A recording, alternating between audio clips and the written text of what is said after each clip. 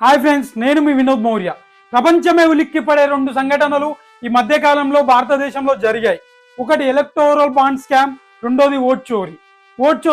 Rahul Gandhi పేల్చిన vote చోరీ అనే hydrogen bomb గురించి ఈ వీడియోలో పూర్తిగా తెలుసుకుందాం ఫ్రెండ్స్.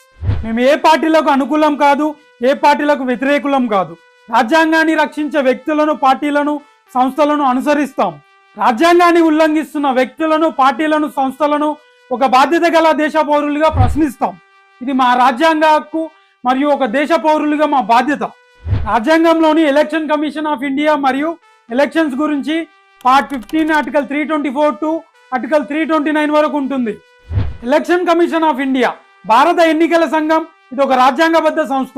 ఈ సంస్థ పార్టీలకు, పాలకులకు, రాజకీయ నాయకులకు ప్రత్యామ్నాయంగా రాజ్యాంగాన్ని, ప్రజాస్వామ్యాన్ని రక్షించవలసిన ఒక రాజ్యాంగబద్ధమైన సంస్థ.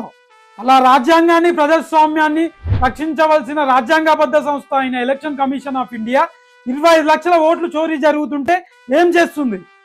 లేక ఎలక్షన్ కమిషన్ ఆఫ్ ఇండియానే ఈ చోరీలో, ఈ ఓటు దొంగతనంలో భాగమై ఉందా? ప్రతి ఒక్క పౌరుడు ఆలోచించాలి. ప్రజాస్వామ్యం, దేశం ప్రమాదంలో ఉందని చెప్పడానికి ఈ ఒక్క సంఘటన చాలు.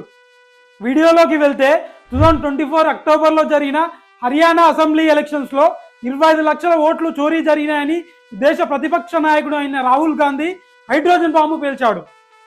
ఈ 25 లక్షల ఓట్ చోరీలో డూప్లికేట్ ఓట్స్ 5,21,619 ఓట్లు ఉన్నాయి. ఇన్వాలిడ్ అడ్రస్ అంటే అడ్రస్ లేని ఓట్లు 93,174 ఓట్లు ఉన్నాయి. మరియు బల్క్ ఓట్స్ 19,26,351 ఓట్లు ఉన్నాయి. ఈ ఓట్ చోరీ కేవలం హర్యానాలోనే కాదు, మధ్యప్రదేశ్, ఛత్తీస్గఢ్, మహారాష్ట్రలో కూడా జరిగిందని రాహుల్ గాంధీ గారు చెప్తున్నారు. రీసెంట్గా మనం చూసాం, లరిస్సా నేరీ అనే ఒక బ్రెజిల్ మోడల్, స్వీటీ, సరస్వతి, రష్మి అని అనేక పేర్లతో 22 సార్లు భారతదేశంలో ఓటు వేసింది. భారతదేశంలో 22 సార్లు ఓటు వేశాను అని ఆ బ్రెజిల్ మోడల్ కూడా తెలియదు పాపం. ఈ సంఘటన చూసి ప్రపంచమే ఉలిక్కిపడింది. భారతదేశంలో ఉన్న ప్రతి పౌరుడు సిగ్గుపడాల్సిన సంఘటన ఇది. రాజ్యాంగాన్ని రక్షించాల్సిన ప్రభుత్వాలు, పాలకులు, రాజ్యాంగబద్ధ సంస్థలే రాజ్యాంగాన్ని, ప్రజాస్వామ్యాన్ని కూని చేస్తుంటే ఒక బాధ్యత గల పౌరులుగా మీరేం చేస్తున్నారు? రండి, ఇప్పటికైనా బయటికి రండి. ప్రతి ఒక్క పౌరుడు బయటికి రావాలి. రాజ్యాంగ వ్యతిరేకులను ప్రశ్నిద్దాం. ప్రశ్నించడం మన హక్కు.